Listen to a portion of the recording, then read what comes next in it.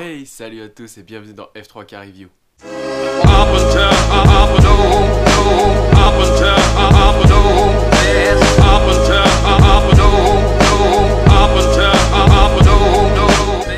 Alors aujourd'hui on est lundi, bon j'ai pas pu faire d'autres vidéos la semaine dernière, j'ai eu mon logiciel de montage qui a complètement planté, c'est pas totalement résolu, donc là je vais faire le montage avec ma tablette, j'espère que ça collera à peu près. Donc aujourd'hui dans ce coup de gueule du lundi, on va voir pourquoi moi je préfère mettre ma courbure sur un slider plutôt que sur le manche de gaz. Alors ici j'ai une Taranis, donc c'est une X9D, donc la Taranis Plus, que j'ai optimisé pour le F3K. Donc j'ai mis un micro switch de souris ici, donc qui me permet d'utiliser le preset de lancer. Ici j'ai mes 3 phases de vol, donc vitesse, normal, taux de chute mini. Et ici j'ai mes aérofreins, sur momentané. Ensuite on va venir au sujet dont on veut parler, c'est la courbure. Ici c'est le manche de gaz pour le mode 1, avec les ailerons comme ceci. Et moi, donc fonction au bas, je n'ai rien. C'est ici, sur le slider, que j'ai ma courbure. Donc, ici j'ai pas de volet, mi-volet, plein volet. Alors vous allez me dire, pourquoi ne pas le mettre sur le manche de gaz, alors que je pilote déjà comme ça. Ça fait que j'ai juste à faire ça avec le pouce. Mais le truc c'est que quand on fait ça, après pour être aux ailerons, regardez. Si je bouge mon manche d'aileron, c'est hyper dur de ne pas bouger en même temps les manches de gaz. Ça fait quasiment tout le temps bouger les flaps. Même en faisant un crantage, donc en laissant sans le ressort, en faisant un crantage, c'est dur. Moi personnellement j'ai du mal. Donc c'est pour ça que je préfère piloter mes flaps avec l'index, comme ça je peux y laisser fixe à une valeur plus facilement que sur le manche de gaz. C'est simplement pour ça. Donc après, c'est pour ça que je suis un petit peu déçu, c'est mon second coup de gueule, sur la nouvelle Taranis, la X7Q, je pense que vous en avez entendu parler. C'est la nouvelle Taranis un peu plus simple que celle-là, elle est plus simple, plus légère. Ils ont mis les deux potards ici, mais ils n'ont pas mis de slider. Alors pourquoi mettre des potards dont personne ne se sert, enfin personnellement je connais personne qui s'en sert, plutôt que des sliders où là je connais vraiment beaucoup de monde qui s'en sert. Là je comprends pas. Si vous utilisez les potards pour quelque chose, dites-moi.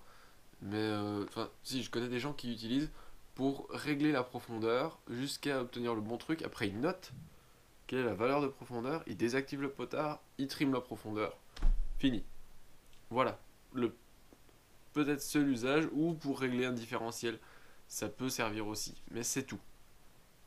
Moi perso j'ai entendu que ces choses là, et franchement moi pour régler mon différentiel, je reste sur le menu, jusqu'à ce que ça me plaise, puis après voilà, une fois que c'est réglé, c'est réglé. Voilà pourquoi moi je préfère utiliser le slider, c'est uniquement pour ne pas avoir à me soucier d'où je mets mon manche de gaz en haut bas, j'ai juste mes ailerons où vraiment je suis sûr que ça réponde parfaitement. Et là, je sais exactement où j'ai mes flaps. Et je suis en pleine confiance avec ça et du coup, je peux régler beaucoup plus finement mes flaps. Je peux régler ma courbe de flap très très finement et ça va me permettre de mieux régler mon régime de vol en thermique ou en transition. Si je veux tâter un petit peu avec les flaps, c'est beaucoup plus vite fait de faire ça que d'être en haut et de tout baisser d'un coup. C'est quand même beaucoup plus rapide et moi personnellement c'est plus agréable pour moi. Voilà, donc après vous allez me dire pourquoi ne pas avoir de phase thermique fixe. Alors j'aime pas les phases thermiques fixes parce que justement c'est une valeur fixe et comme aucun thermique n'est le même, ça je pense si vous volez depuis un moment vous le savez, moi j'utilise une phase taux de chute mini, c'est tout, donc tourmenté, pour justement avoir un mode où il n'y a rien, où c'est donc vraiment air neutre, taux de chute mini. Donc là on va essayer d'exploiter le max de performance de la machine pour qu'elle chute le moins possible. Donc c'est pour ça, là il y a une phase dédiée parce que ça va être en air neutre. Donc là normalement le temps est à peu près toujours le même. Donc à part 2-3 crans de trim de profondeur pour peut-être tirer le maximum du maximum en touch-it mini, il y a ça qui peut changer en fonction de la température de l'air, de l'humidité, mais c'est tout. Voilà, c'est pour ça que je règle uniquement la phase touch-it mini, parce que là, il faut vraiment exploiter le max de performance. Je peux pas y avoir sur un slider, il faut que ce soit quelque chose de défini, de réglé.